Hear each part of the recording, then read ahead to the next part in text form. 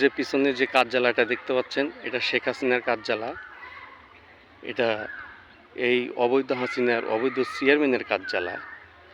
৩ নং দিঘাবতী ইউনিয়নের মেম্বারদের কার্যালয় আওয়ামী লীগের।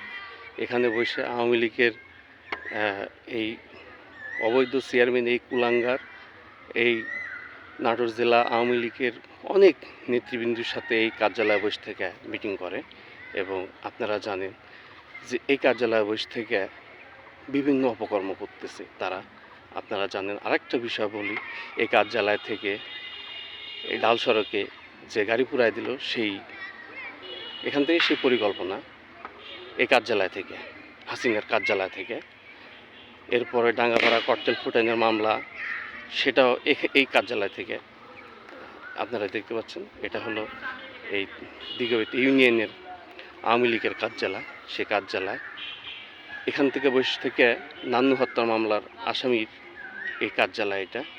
এখান থেকে যত অপকর্ম এই কার্যালয় থেকে। আমি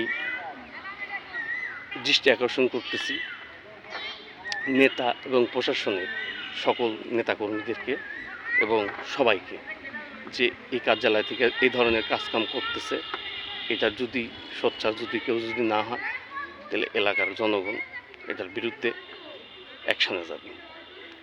সবাইকে ধন্যবাদ। আপনারা দেখছেন নাটোর জেলা বিএনপির পেজ, এবং আমি মনির খান এই কার্যালয় থেকে বিদায় নিচ্ছি, আওয়ামী লীগের কার্যালয় থেকে। পরবর্তীতে কোনো আপডেট নিউজ আসলে আপনাদেরকে আমি জানাই দেব।